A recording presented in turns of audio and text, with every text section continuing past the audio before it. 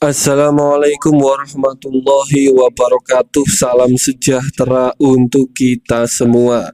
Pada kesempatan video kali ini kita akan sama-sama kembali menyimak ada informasi terbaru khusus bagi Anda keluarga penerima manfaat PKH dan BPNT yang sudah lancar cair bantuan sosialnya di tahap kedua kemarin. Perlu diketahui bersama, pencairan bantuan sosial PKH dan BPNT untuk alokasi bulan Juli, Agustus, dan September itu sebentar lagi akan segera dicairkan kembali oleh pusat. Perlu dipahami kembali bahwa proses pencairan PKH dan BPNT di tahun 2026 itu pencairannya itu setiap 3 bulan sekali, baik yang cair lewat PT Pos Indonesia maupun bagi yang cair lewat kartu KKS Merah Putih. Untuk BPNT sendiri tahap ketiga itu cairnya tetap itu senilai Rp600.000. Para KPM ini harus tahu jadwal terbaru pencairan bantuan PKH dan BPNT untuk tahap ketiga. Ada informasi penting ini khusus hanya bagi 4 kategori kelompok KPM, PKH, dan BPNT ini saja yang dijamin bantuannya masih bisa cair kembali di tahap ketiga alokasi bulan Juli, Agustus, dan September.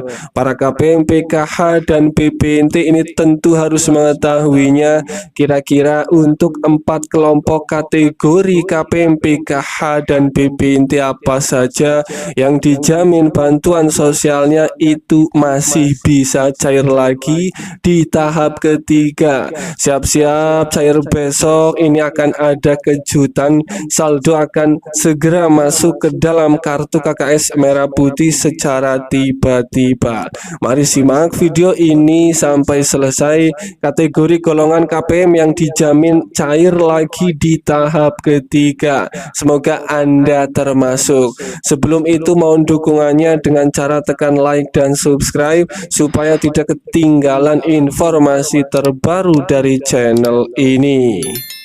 Perlu diketahui bersama untuk jadwal pencairan bantuan PKH dan BPNT untuk tahap ketiga itu dalam waktu dekat akan segera cair kembali di antara bulan Juli, Agustus, hingga September.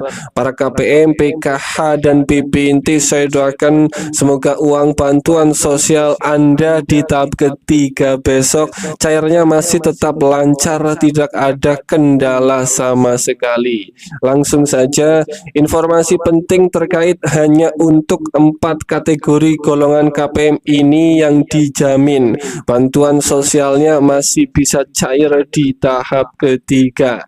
Yang pertama, ini adalah khusus bagi KPM, PKH, dan BPNT yang datanya masuk desil 1 sampai 4. Kategori KPM ini dijamin bantuannya masih bisa cair kembali.